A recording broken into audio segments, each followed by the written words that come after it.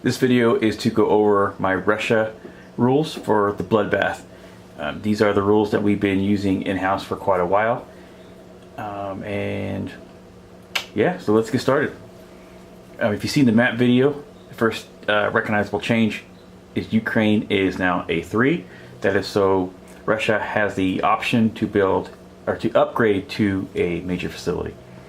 Now, as far as rule changes go, we'll start with what has not changed. What has not changed is the political situation. They are still restricted to round 4. All this is out of box and no reason to go over it. The Mongolian rules, it's all out of box with the exception of these are cavalry. Now, this is a little note to myself. I will add the cavalry stats here because currently the only person that has cavalry stats is the China player, as China is the only player allowed to buy them. But I should add the stats on here just so the Russia player has access to that data. Now, we've tried Lend-Lease many ways. When we first started Lend-Lease about 2 years ago, one of my guys, Albert, has been trying to get Lend-Lease into the game. We've tried several different ways. We've tried everything to just like, you know, stuff that we made up, trying to get it to work, stuff to the 1999 Europe actually has Lend-Lease in it. We tried playing with those rules. Just didn't work for us. So what it came down to, the Lend-Lease, this is how we've been doing this now, and seems to work out well. It's not overpowering. And so to represent Allied aid to the Soviet Union while at war with Europe. Okay, that's not Russia, that's not Japan. So, you know, this doesn't happen if you decide to do any attacks on Japan, only Europe. The Soviet player will roll 1 dice during the collect income phase and be awarded accordingly to the number rolled. Now, once rolled, if the destination of the aid is Axis controlled, the aid is considered lost, and no unit will be provided to the Soviet Union on that turn. Now, so what that means is some of these, okay, all of these may go to Leningrad. You know, the Arctic route. A couple of these have the option to go to Leningrad or to Soviet Far East. You know, being that route. I forget what that route is called. But either way, those are the two options. I don't even know if Soviet Far East is even on the camera, is it? Well, okay, you know, if you go that way and take a right, you'll run into Soviet Far East. So you got what I'm saying. So you roll a dice. Now, you roll it at the collect income phase because that is after the place unit phase. And if you place 3 units here, but you might be getting a free one. Okay, so you are, in a sense, able to place 4 units in Leningrad. So anyways, if you roll a 1, okay, you get a free artillery. You can place in Novograd, or you can place in Soviet Far East. Remember, Soviet Far East is north, and you take a right because it's over there somewhere. Okay, same thing with mechanized infantry and tank. Roll a 2, mechanized infantry. Roll 3, you get a tank. Okay, placed in Novograd or placed in Soviet Far East. Now, if you roll a 4, you get a destroyer. Destroyer has to be placed in C Zone 127, but you must control Novograd. Okay, so if you lose that, you know, this is considered lost at sea. Okay, if you roll a 5, you get a fighter. Fighter has to be placed in Novograd. And if you roll a 6, the aid is considered lost at sea. Okay, so if you lose Novograd, for example, and you can roll a 1, the artillery, the only place you can place is Soviet Far East, and vice versa. So if you want to make sure you're able to do this, you can't lose those 2 territories. Okay, so that's it. This seems to work for us. That's not overpowering. It doesn't really change anything. It's just you basically get a free extra unit every turn, unless you roll a 6. Okay, next one. The next changes are Soviet production rules.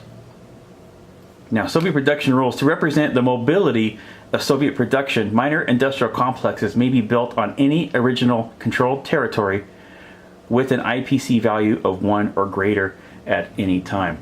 Okay, so yes, that means you can build in Tunguska. Okay, you can put a factory, a miner factory in Urals.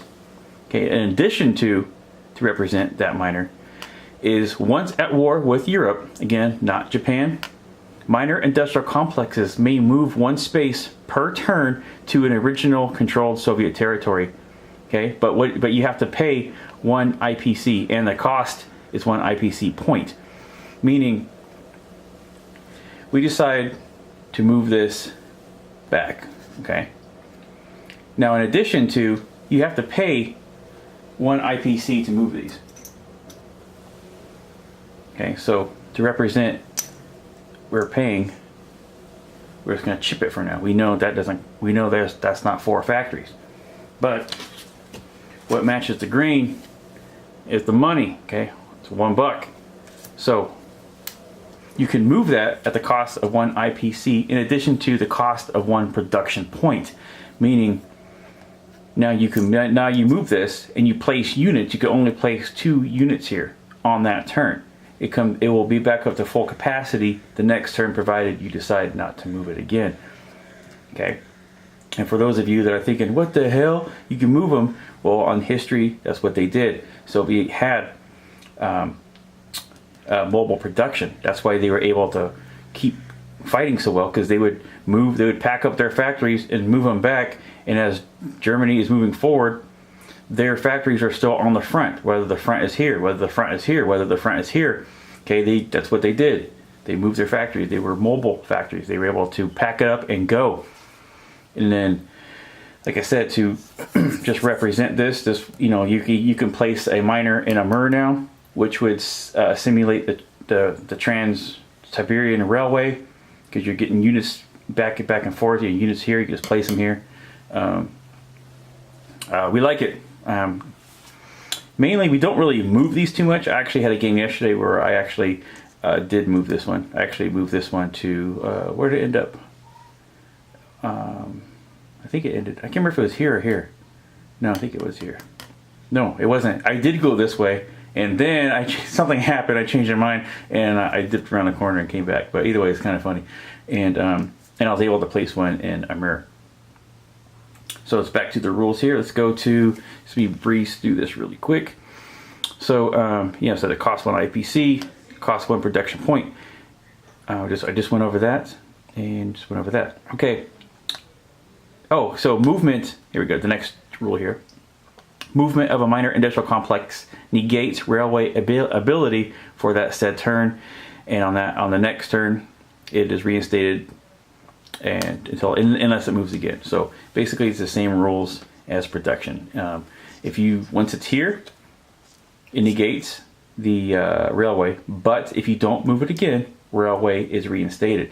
Okay, now if you move this again, not only does it affect production, drops from 3 to 2, you cannot use the railway on this turn. Now remember, railway is only for the IPC value.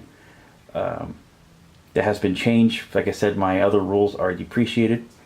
So when you actually start moving these away from the 2 territory, these rails are only 1, so only 1 unit would be able to use that rail system. So, but there will be a new video on that pretty soon.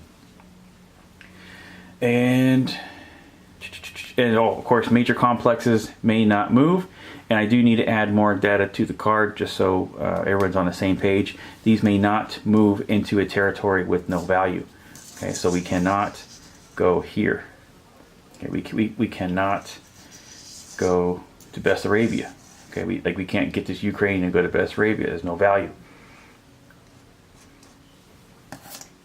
So those are the changes in rules, let's say. Now let's get to the national objectives. The one-time $10 payment to Berlin was removed from game because pretty much the way our house rules work, if Berlin is taken, it's pretty much the end of the game. Now, Berlin does have a moment to try and get their capital back, but if that fails, it's game over. Therefore, it would almost make the $10 bonus pointless because Russia will not get to go again Okay, the game will be over if you know, Germany doesn't get their capital back. So another point in history we went with was the liberation of Manchuria, one-time payment for liberating Manchuria, which they did in 45, but you could do it earlier in the game and get free 10 IPCs. C-Zone 125 is, there's no changes. This is all out of box. C-Zone 25 and no allied units. Okay, this is another one that we added. Soviet Union controls Siberia, Urals, and Ukraine. What's the significance of that? Well, those were 3 points that really the Axis wanted. They want Siberian timber. They want the Urals agriculture. And they want Ukraine coal. Okay, so Ukraine, Urals, Siberia. Those are worth, you have not 1 each or 3 each. You have to control all 3 and 3 IPCs. So one thing Japan really should do early in the game is not only take Soviet Far East, so the Lend-Lease cannot work there. You step over, try to grab Siberia, and then take away this. Okay, or you know, when Germany comes to Ukraine, you'll take it away. So that was added, and then this is out of box, just the 3 per territory for originally German, Italian, or Pro-Axis. So that was all of the Russia. Nothing else. So I guess I should do the UK video next, because that has a couple things too about Canada. Okay, so I'll get this uploaded and we'll see you back on the board on UK.